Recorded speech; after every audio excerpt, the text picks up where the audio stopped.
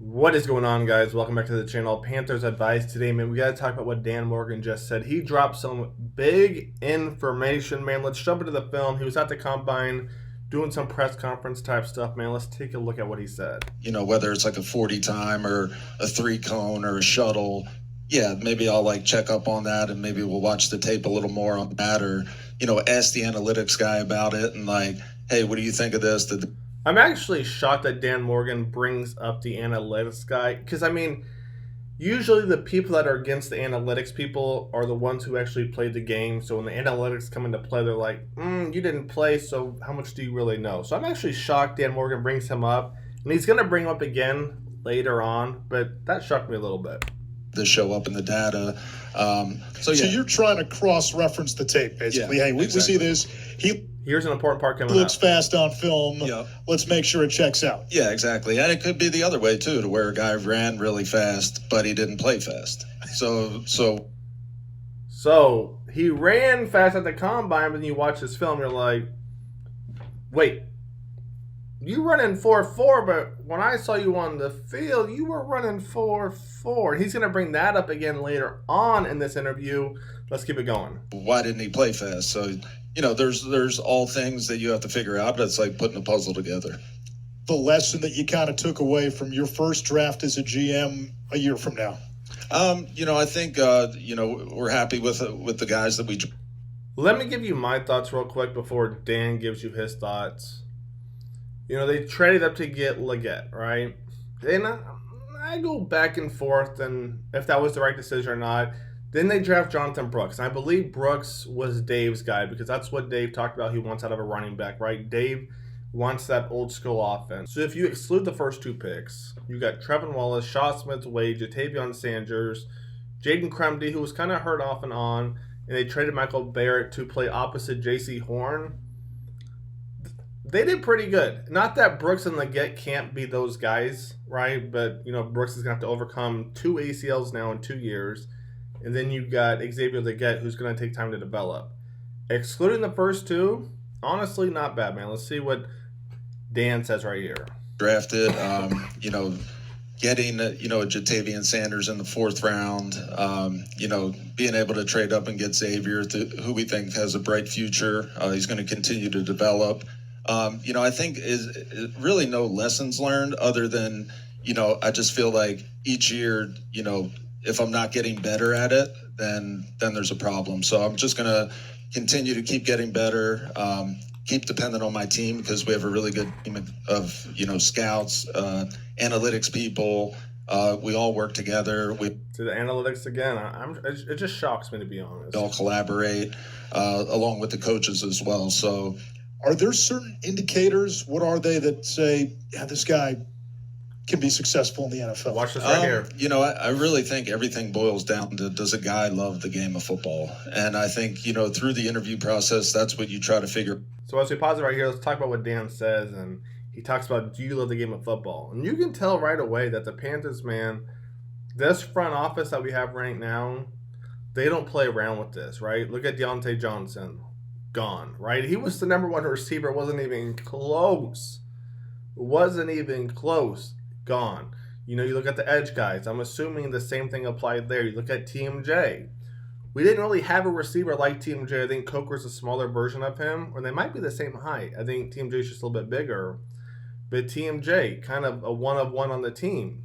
Gone because he wouldn't play special teams and do other things that Dave and Dan and everybody else wanted him to do. So this front office, man, they're not playing around. If you don't love the game, you're out. You're out. And does that match up with the tape? If I see a guy out there and he's kind of dogging it to the ball every other play, like that doesn't really show me you love football. So one name comes to my mind, but we've already said it, so we won't say it again. We look for guys that, are competitors. They want to compete at every turn. They love the game. They love the process. And this is just all part of the evaluation process. How do you balance need, scheme fit versus he's the best available player and we'll figure it out. Let's just get him in the building. This is a fantastic question because the last few years, the Panthers have done what? Just bring in the best guy, whether it's draft or free agency. They brought in the best guy, right? And I go back to Miles Sanders. It didn't make any sense. You have Chuba, who's not a speed back like Miles, but he's closer to that than he is a power back. You already had Raheem. Why are you bringing up Miles Sanders on a 4-year, $28 million contract, whatever that was, right? And then you have Mingo, right? And exclude your thoughts about him, right? Pretend you never saw him play. You draft Mingo, you put him in Frank Reich's offense. Frank Reich, as you saw, was basically kind of hitches and slants, and you had some ins and outs. That's not Mingo, right? So you drafted Mingo. The list goes on and on and on and on, right? But just off the top, those 2 or 3 guys come to my head, right, where they bring in the best available guy, even though it doesn't fit the scheme. Let's see what Dan says right here. Yeah, I think like if you're looking at the draft board and we're at 8 and there's a really good player that we have, maybe he's not at a position of need, like I think you take that player. But if all things are even, you take the position of need.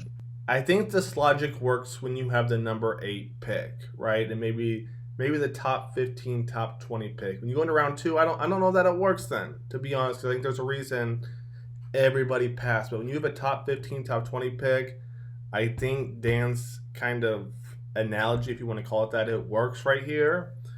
Because a top 10, top 20 guy, a lot of teams are going to want.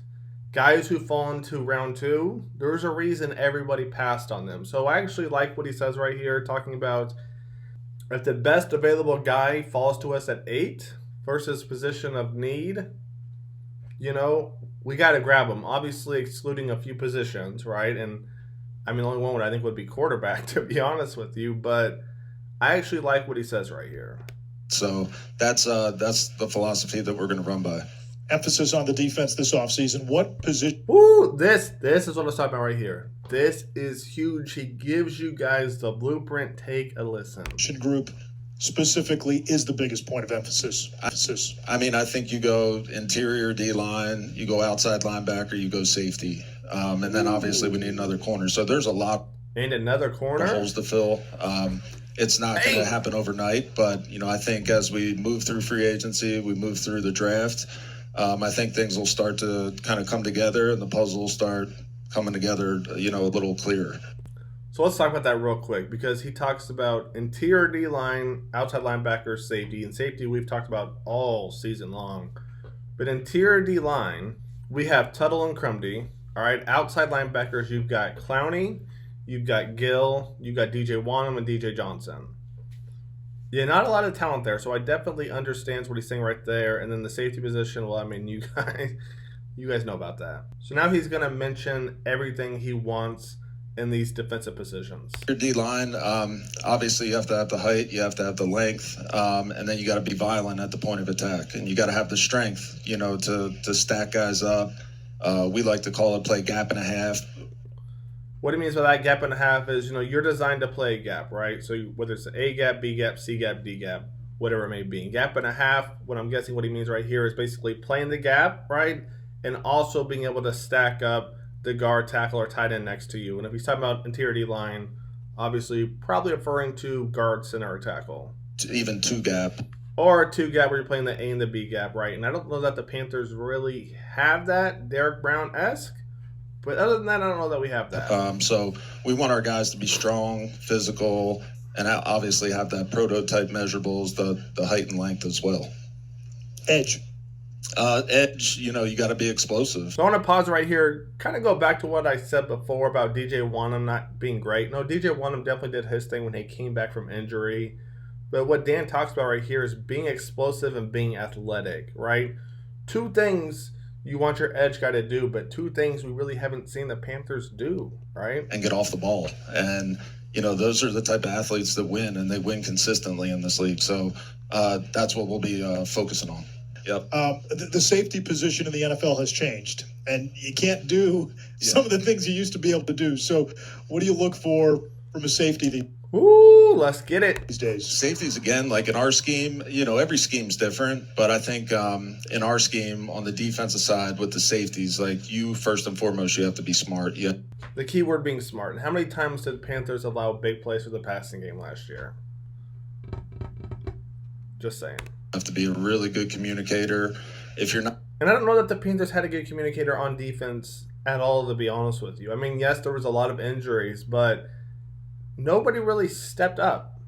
No one stepped up, you know? Not a good communicator and you're not smart back there, you're not going to last long. So as you can see, the list right here: Xavier Woods, Fuller, Nick Scott, Sam Franklin, Lonnie Johnson. According to Panthers.com, all of these guys are still unrestricted free agents. So we'll see how much truth there is to Dan basically saying, hey, if you're not smart, you're not going to play on the team. You're not going to be a safety for us. Let's keep it going. Did a lot to address the offense last year, but if there was a certain spot on offense where you would like to add, where would that be? Yeah, I think, it's really just adding playmakers, but, we have to add another tight end, Did he just say another tight end? All right, and who's a free agent this year? Tremble, Ian Thomas, and Felipe Franks. That tells me Ian Thomas is no longer going to be a Carolina Panther. If I had to put money on it, the fact that Dan says this right here, we need a tight end, that tells me no more Ian Thomas, but let's keep it going. We have to add another wideout.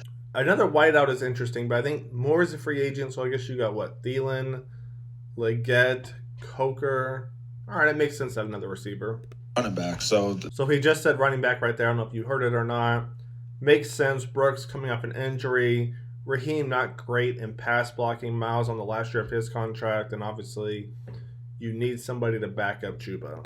Holes to fill on this roster, and we'll address that, whether free agency or draft, and we're just gonna sign and draft the best players. So that right there wraps up the interview, man. I thought this was a great interview, to be honest with you. I mean, Dan told you exactly what it is, exactly what we need: tackles, outside linebackers, safeties, corners, receivers, running back, tight ends. The one thing he did mention was offensive line, quarterback, obviously, but he mentioned almost every other position except for the offensive line. So great job for the Panthers for taking care of the offensive line, because there's a lot of teams who need offensive line help, and the Panthers don't seem to be one of those guys right now. Whew. I'm glad to hear that. But that's going to wrap it up. I hope you guys have enjoyed the video. Stay tuned. More content coming soon. Panthers Devices out. I'll catch you guys on the next one.